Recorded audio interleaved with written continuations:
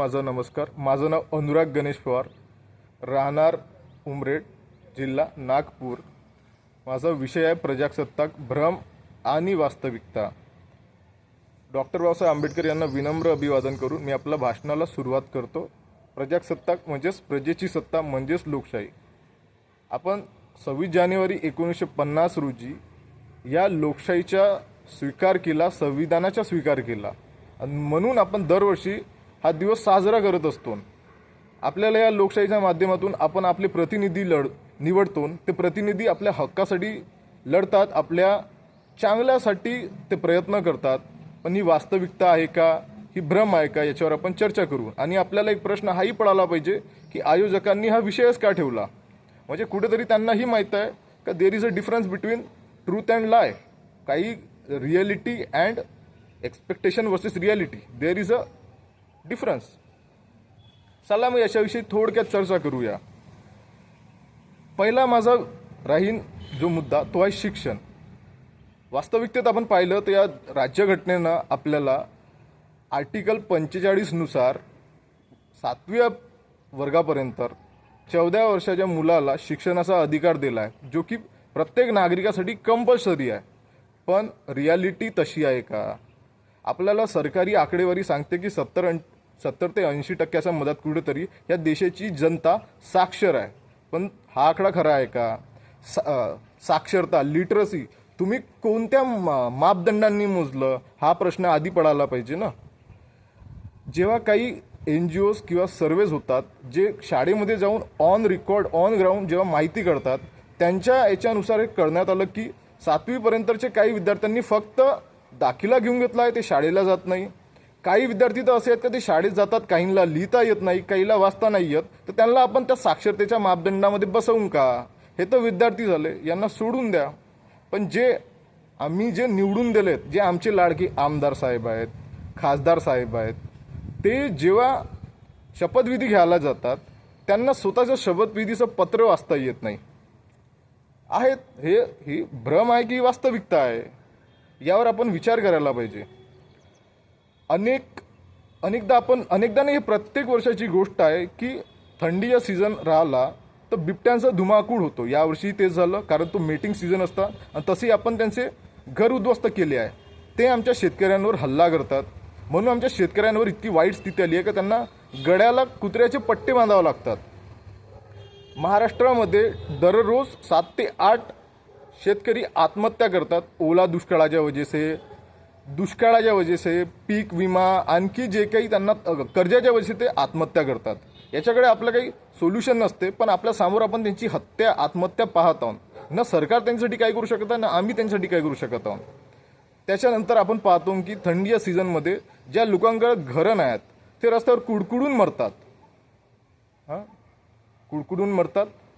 नंतर अनेक जे विद्यार्थी आहेत MPSC, UPSC, नीट, BPSC यासारख्यांसाठी तयारी करतात. त्यांना कुठंतरी एक अपेक्षा असते की आम्ही मेरिटला येऊ, टॉपमध्ये राहू. पण त्यांना माहिती पडते की माझा पेपर तर लीक झाला आणि मी आता माझी जे सीट आहे ते आता कोणत्या दुसऱ्या विद्यार्थी घेऊन गेला, तर त्यावेळी ते आत्महत्येसारखे निर्णय घेतात आणि तेव्हा त्यांचा जीव जातो. हे झाल्या आत्महत्येच्या कहाण्या गोष्टी. मी तुम्हाला का सांगत आहे, कारण या भारतीय राज्यघटनेच्या आर्टिकल 21 नुसार आपल्याला जगण्याचा अधिकार आहे. पण स्थिती अशी आहे, व्यवस्था अशी आहे का ते आपल्याला साधं जगू सुद्धा देत नाही.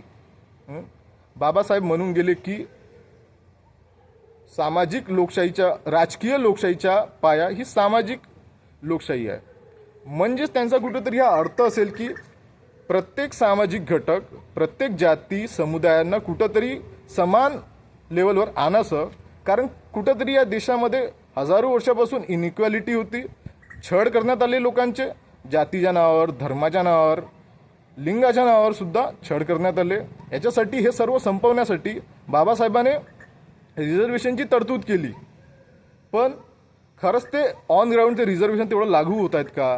ते जे बाबासाहेबांचं स्वप्न होतं की हे जे कास्ट सिस्टम आहे, विमन एम्पॉवरमेंट सारखे इश्यूज आहेत किंवा मायनॉरिटीजले त्यांचे ते हक्क मिळाले पाहिजे, त्यांच्यासाठी जे त्यांना रिझर्वेशनची तरतूद केली, त्यांना सेफ करण्याचा प्रयत्न केला, त्यांच्यासाठी त्यांना पुणे पॅक्टमध्ये लढाई केली, त्यांच्यासाठी त्यांनी रिझर्वेशनमध्ये एस टीचं रिझर्वेशन ठेवलं. आर्टिकल 340नुसार मंडल आयोगाची स्थापना त्याच कारणाने झाली, ओबीसीच्या रिझर्वेशनसाठी. ते आता हे सगळं त्यांचे स्वप्न होतं की कुठंतरी ते समाज घटक एका लेवलवर आले पाहिजे आणि तिथून कुठेतरी जाऊन ते समाज घटक ह्या सगळ्या वाईट परंपरांचा त्याग करून देईन. पण ते बाबासाहेबांचे ते स्वप्न खरं झालं का? नाही. जाल्लोर राजस्थानमध्ये एका विद्यार्थ्याला, लहानसा मूल होता तो, त्याला त्याच्या प्रिन्सिपलनी पायाने दबून कुचलून मारून टाकलं.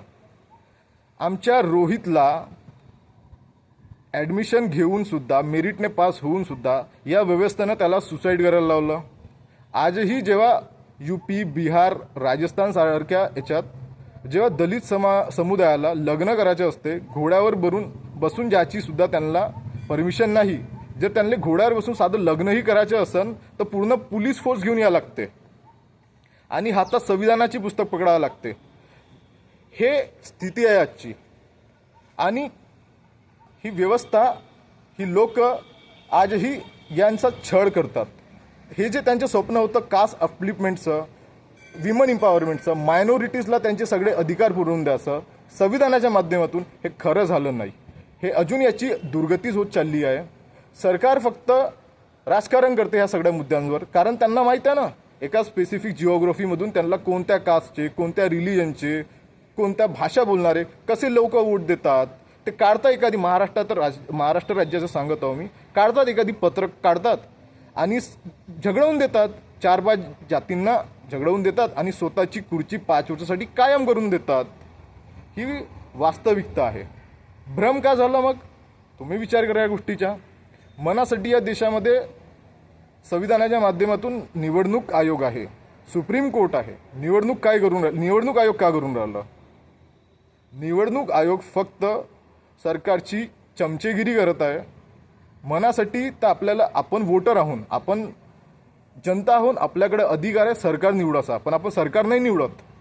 ते जुना टाईम होता जेव्हा आपण सरकार निवडत होतो. आता SIRच्या माध्यमातून सरकार निवडते का त्याचा वोटर कोण राहील?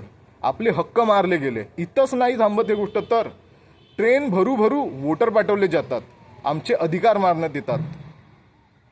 निवडणूक आयोग झालं. दुसरं होतं न्यायव्यवस्था. न्यायव्यवस्थेची काही चांगली स्थिती नाही मित्रांनो. न्यायव्यवस्था ही तेवढीच खराब आणि फेकली होत चालली आहे. न्यायव्यवस्था फक्त शास्त्रज्ञ, शिक्षक आणि PhD धारक विद्यार्थी यांनाच वर्षोनवर्ष कोंडून टाकते. आणि तसं तर त्या न्यायव्यवस्थेचे स्वतःचे वर्डिक्ट आहे का, किसी बेगुनाह को हम 1 दिन से ज़्यादा भी जेल में नहीं रख सकते. तुम्ही ठेवून राहिले ना भावांना.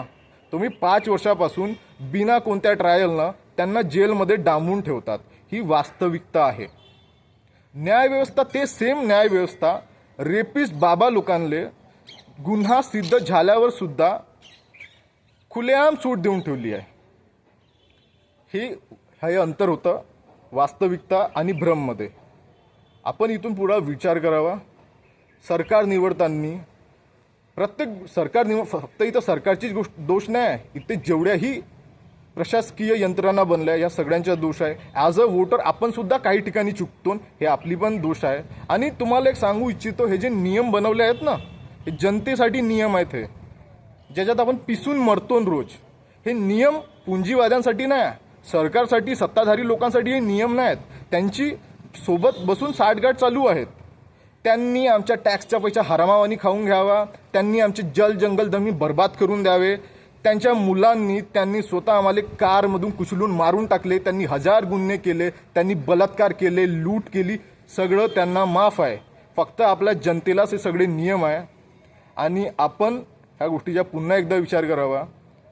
भ्रम आणि वास्तविकताचे तुम्ही अंतर समजले असेल असा मला अपेक्षा आहे. आयोजकांनी इथं मला बोलण्याची संधी दिली, याबद्दल मी त्याचे आभार मानतो. धन्यवाद. जय हिंद, जय भारत. प्रेक्षक हो, तुम्हाला आमच्या स्पर्धकाचा व्हिडिओ नक्कीच आवडला असेल. आता या स्पर्धकाला जिंकवून देण्यासाठी तुम्ही सुद्धा मदत करू शकता. या स्पर्धकाचा व्हिडिओ लाईक करून, तसेच स्पर्धकाला प्रेरित करण्यासाठी त्या व्हिडिओवर कमेंट करून, आणि हो, जास्तीत जास्त लोकांपर्यंत हा व्हिडिओ शेअर करून. प्रबोधन बहुउद्देशीय संस्था ही महाराष्ट्रातील कानाकोपऱ्यात विविध सामाजिक आणि शैक्षणिक उपक्रम घेत असते. ही स्पर्धा सुद्धा या उपक्रमाचा एक भाग आहे. आणि हो, या परिवाराचा तुम्ही एक हिस्सा पण होऊ शकता. प्रबोधन मधील विविध उपक्रमांचे अपडेट मिळवण्यासाठी या चॅनलला नक्कीच सबस्क्राईब करा. आणि हो, हा व्हिडिओ शेवटपर्यंत पाहिल्याबद्दल आपल्या सर्वांचे मनपूर्वक आभार.